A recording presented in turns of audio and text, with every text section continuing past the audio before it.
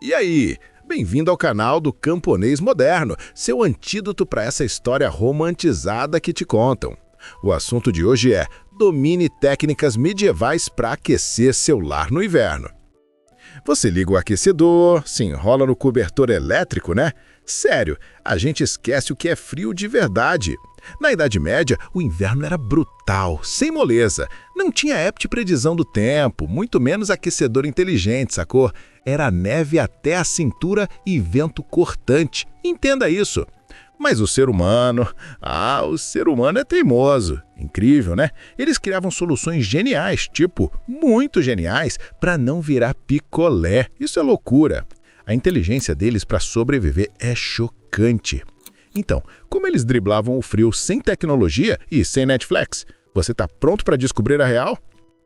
Se eles aguentavam aquele frio brutal sem reclamar, você pode gastar 1 segundo para clicar no botão de se inscrever, né? E já deixa o like, para não virar picolé de algoritmo.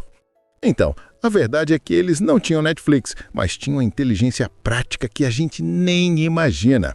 Tipo assim, para começar, a galera medieval era mestre em otimizar o sono com umas paradas arquitetônicas e móveis que deixariam qualquer designer de interiores de boca aberta. Você tem noção? Eles não só construíam casas, eles integravam o aquecimento no próprio lugar de dormir. Pensa comigo, algumas casas, especialmente lá na zona rural, tinham os locais de dormir literalmente embutidos nas paredes ou em nichos especiais. Não era só uma cama, sacou? Era uma cama-fogão. Estas paradas tinham uma ou mais paredes feitas de pedra ou tijolo que ficavam adjacentes à lareira principal ou ao fogão da casa. O que acontecia? Durante o dia, o fogo aquecia essas pedras, que absorviam calor e depois o liberavam lentamente durante a noite, criando um efeito tipo um forno de pedra. Imagina o aconchego! Você deita num lugar que, mesmo sem fogo direto, ainda está irradiando um calorzinho gostoso. O som crepitante da madeira queimando longe, mas a pedra ainda quente ao toque. É surreal, velho. E não parava por aí. Se o calor da parede não fosse suficiente ou se precisassem de algo mais imediato, eles tinham um truque ainda mais engenhoso. Enchiam sacos de linho com brasas quentes, mas muito bem embrulhadas, em panos grossos e colocavam debaixo dos cobertores antes de dormir. Sério isso? Sim, isso aconteceu. Era tipo a bolsa de água quente original, só que com fogo. Essa técnica não só aquecia a cama rapidinho, mas também dava para usar para aquecer as mãos em alguma atividade noturna. Imagina um alívio de enfiar a mão num saco quentinho no meio de uma noite congelante, sentindo aquele calor se espalhar pelos dedos dormentes. É real, juro. Essa engenhosidade em criar conforto térmico, tanto duradouro quanto pessoal, mostra o quanto eles se adaptavam ativamente ao inverno. Eles não esperavam o frio passar, não. Eles o combatiam com cada pedaço de conhecimento que tinham. Agora, pensa nisso aí enquanto a gente está reclamando do Wi-Fi. Essa galera estava transformando a própria casa em um casulo térmico. E essa mentalidade de adaptação não ficava só dentro de casa, não. Por falar em decisões questionáveis na história, eles também aproveitavam o inverno para fazer coisas que a gente nem imagina hoje. Sim, o inverno era visto como um período estratégico para certas atividades de construção e manutenção que seriam um inferno em outras estações. Tipo assim, cortar madeira era no inverno. Quando as árvores perdiam as folhas, a madeira tinha bem menos umidade, o que tornava muito mais adequada e resistentes para a construção, sem caô. E não era só isso. Pântanos e estradas que viravam um mar de lama nos meses mais quentes. No inverno, com tudo congelado, viravam rotas ideais. Era como ter uma autoestrada de gelo para transportar cargas pesadas e volumosas, tipo toras gigantescas ou pedras de construção que ficariam presas em qualquer outra época. Você tem noção? Eles transformavam um obstáculo em uma vantagem. E não parava por aí. Em casa, o inverno era tempo de reparos importantes. Rachaduras na marcenaria, que deixavam o vento gelado entrar, eram preenchidas com uma mistura de argila e palha para ajudar a reter o calor. Era um trabalho meticuloso, mas essencial para manter o lar quentinho. E os mestres pedreiros, que não podiam trabalhar ao ar livre com a neve caindo, se recolhiam para dentro de ambientes fechados. Lá eles passavam os meses frios cortando blocos de pedra e moldando arcos, preparando tudo para quando a primavera chegasse e a construção pudesse recomeçar. Dá para ouvir o som das ferramentas batendo na pedra, o cheiro de pó, a concentração dos caras. Eles não paravam, só mudavam o palco. Essa capacidade de transformar desvantagens sazonais em oportunidades produtivas é o que diferenciava essa galera. O inverno não era um tempo de hibernar, mas de se preparar ativamente para o futuro. E se você acha que isso já foi pesado, curta se você também se sente mimado depois disso. Comente abaixo, você conseguiria lidar com esse ritmo de trabalho no inverno ou teria desistido? E se você gosta dessas verdades históricas que não são divulgadas em outros lugares, assine para não perder as próximas realidades. Mas espere, porque a criatividade deles não tinha limites e os rios congelados eram a prova viva disso. A verdade é que, em vez de deixar o transporte e o comércio pararem por causa do frio, as pessoas medievais adaptavam-se às condições do inverno de uma forma inacreditável. Os rios congelados, que hoje seriam um problema, se transformavam em verdadeiras estradas de gelo. Mano, é bizarro. Isso permitia o transporte de cargas pesadíssimas, tipo pedras de construção inteiras ou madeira, entre nós. Coisas que seriam totalmente impossíveis de mover em estradas lamacentas se tornavam viáveis em cima do gelo. Essas rotas de gelo, apesar de perigosas pra caramba, imagina o risco de o gelo quebrar, eram vitais para manter a economia girando e o abastecimento de vilas e cidades. O som do gelo rangendo sobre o peso das cargas, o frio cortante no rosto dos transportadores. Pesado, né? E não era só para comércio, não. Os rios congelados também viravam um ponto de encontro social. Era mais fácil e rápido se mover no gelo do que em estradas cobertas de neve. Então as pessoas aproveitavam para se comunicar, visitar vizinhos em outras vilas ou até mesmo para se divertir. Patinação no gelo? Sim, rolava. Era uma forma de manter a conexão entre as comunidades e de quebrar a monotonia do inverno. Pensa na cena, famílias se reunindo, crianças patinando, o burburinho das conversas ecoando no ar gelado. Era uma adaptação notável, transformando um obstáculo natural em um recurso vital para a vida. Essa adaptabilidade mostra que a sociedade medieval não só sobrevivia ao inverno, mas prosperava, mantendo a atividade econômica e social. E já que estamos vendo como foi brutal, essa resiliência se estendia a instituições que funcionavam como verdadeiras fortalezas contra o frio. Tipo assim, os mosteiros medievais, sacou? Eles funcionavam como centros de sobrevivência cruciais durante o inverno. Não era só um lugar de oração, não. Os edifícios dos mosteiros eram muito mais sólidos e bem aquecidos que as casas dos camponeses, com paredes grossas de pedra que retinham o calor e grandes reservas de alimentos estocadas para aguentar o período de escassez. E eles não eram egoístas, não. Os mosteiros abriam suas portas para viajantes que eram pegos de surpresa na estrada, oferecendo alojamento e comida. Além disso, distribuíam o excedente de suas colheitas para as famílias pobres da região. Acredite, a imagem do monge acendendo a lareira, o cheiro de pão fresco e ensopado quente preenchendo o ar. Inacreditável, né? Eram também centros de conhecimento, onde os monges registravam fenômenos naturais e estudavam. Eles produziam ervas medicinais e pomadas, que ajudavam a lidar com resfriados e outras doenças típicas do inverno. E não para por aí não, mantinham abelhas. Não só para a cera, mas principalmente para o mel, que era um adoçante valioso, um conservante natural e uma fonte de energia crucial durante os meses frios. Imagina o alívio de um viajante exausto, encontrando um mosteiro no meio da nevasca. O calor, a comida, o mel para dar energia e as ervas para curar. Isso é loucura. A função dos mosteiros como essas ilhas de sobrevivência demonstra a importância da organização comunitária e do conhecimento acumulado para enfrentar o inverno. Eles eram um farol de esperança e segurança, mostrando que a sociedade medieval usava todos os recursos disponíveis para garantir o bem-estar de todos. E essa inteligência em usar o que a natureza oferecia não se limitava aos mosteiros, não. A verdade é que a galera medieval era craque em usar materiais naturais para isolar as casas de forma eficaz. Pensa nisso aí, a maioria das casas tinha piso de terra. Para combater o frio que vinha do chão, eles cobriam tudo com uma camada generosa de palha. Não só deixava o chão mais macio, mas o mais importante, servia como um isolante térmico fenomenal. A palha retinha o calor que vinha da lareira e impedia que ele escapasse para o chão congelado.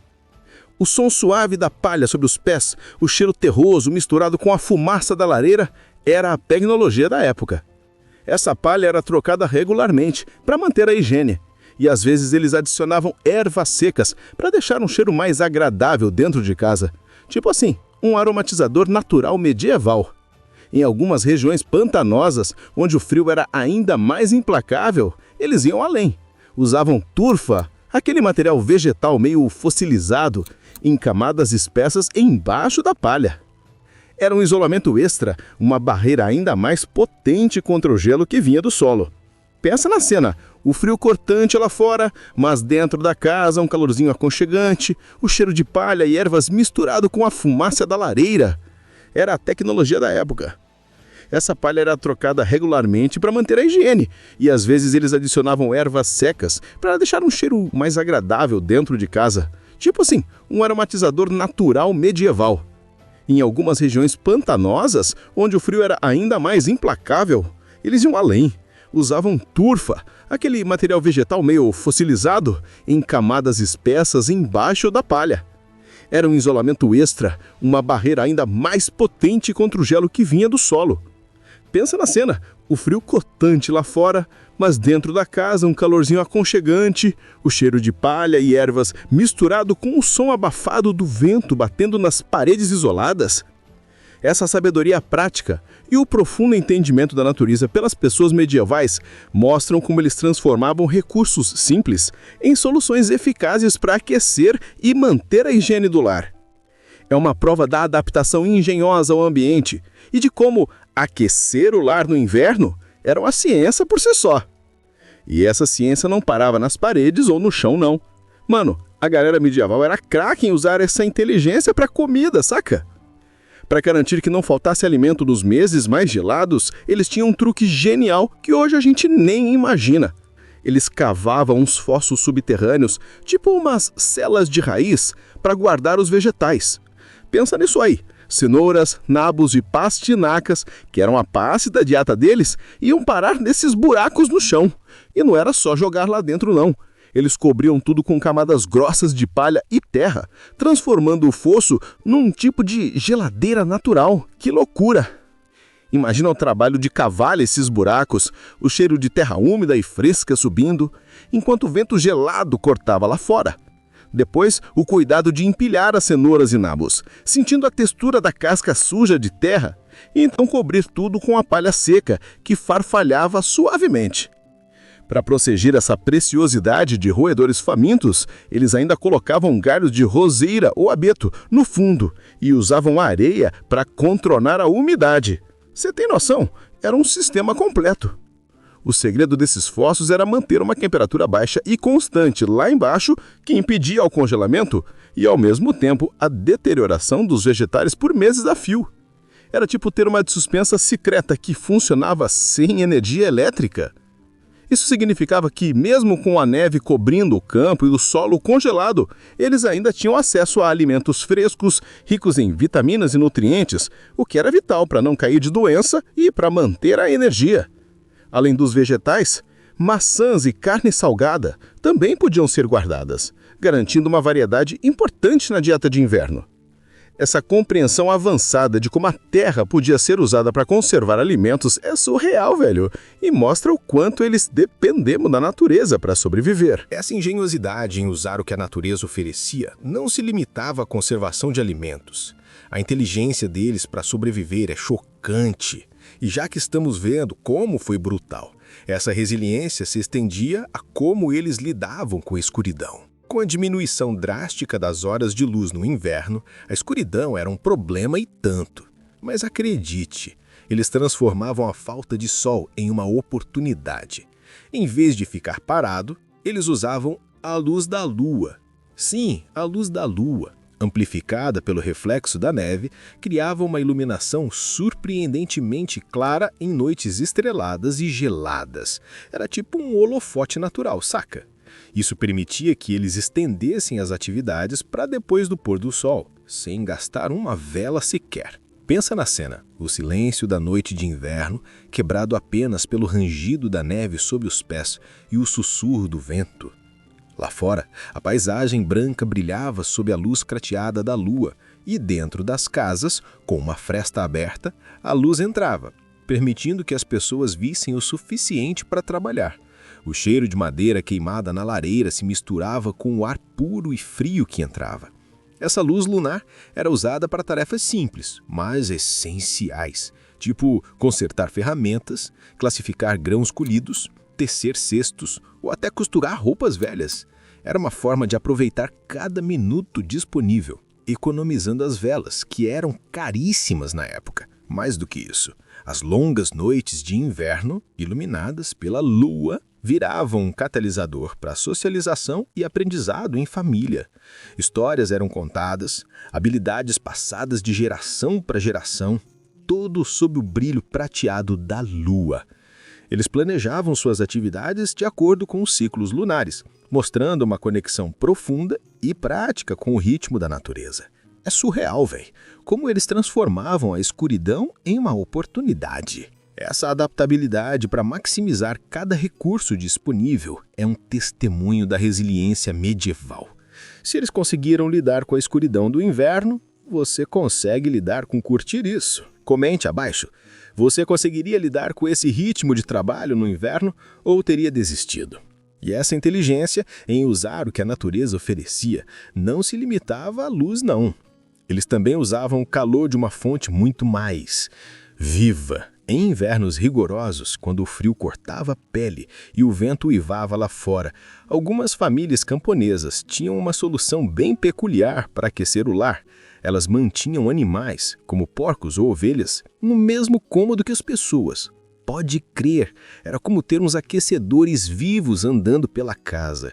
O calor corporal desses bichos, mesmo que não fosse um fogão, ajudava a manter a temperatura da moradia no nível mais suportável, especialmente nas noites mais frias. É muito doido. Imagina o cheiro do feno e dos animais se misturando com o da fumaça da lareira, o som suave dos porcos grungindo ou das ovelhas balindo na escuridão. Não era o ambiente mais higiênico, mas era quente. Eles sentiam um calorzinho emanando dos corpos dos animais, um conforto simples, mas vital. Em algumas casas mais elaboradas, os aposentos viviam no segundo andar, enquanto o celeiro ficava no primeiro. Isso criava um sistema de aquecimento primitivo, mais eficaz, onde o calor liberado pelos animais no andar de baixo subia e aquecia o andar de cima. Era pura física na prática. Além do calor, essa proximidade facilitava o cuidado com o gado durante as nevascas e ainda oferecia uma fonte de alimento sempre à mão. Era uma simbiose, uma parceria pela sobrevivência, onde humanos e animais se ajudavam mutuamente a enfrentar o frio, sem condição. Essa solução de bioaquecimento destaca a interdependência entre humanos e animais e a capacidade de usar recursos naturais de forma criativa para sobreviver e aquecer o lar, mesmo nas condições mais humildes. Mas espere, porque a criatividade deles não tinha limites e a forma como eles usavam o frio para se refrescar e preservar alimentos é a prova viva disso. A verdade é que as pessoas medievais eram tão espertas que não só combatiam o frio, mas também o usavam a seu favor para se refrescar e preservar alimentos. Quando os rios e lagos congelavam no inverno, eles não viam só um obstáculo, mas uma oportunidade. Eles colhiam grandes blocos de gelo, tipo umas pedras gigantes, e armazenavam em fossos profundos que funcionavam como casas de gelo. Essas casas de gelo eram isoladas com camadas de terra e palha, mantendo o gelo intacto por meses, às vezes o ano todo. Muito louco isso. Imagina o esforço de cortar e arrastar aqueles blocos pesados de gelo, sentindo o frio cortante nos dedos e o hálito congelando no ar. O som da picareta batendo no gelo, o rangido dos trenós, depois o cuidado de empilhar tudo no fosso, sentindo o arquilado que saía dali e cobrir com a palha seca e a terra para que o gelo não derretesse. Essas reservas de gelo eram uma toareza valiosa. Elas eram usadas para resfriar alimentos, como carne e peixe, mantendo-os frescos por muito mais tempo. Era tipo ter uma geladeira gigante antes da eletricidade. E não parava por aí.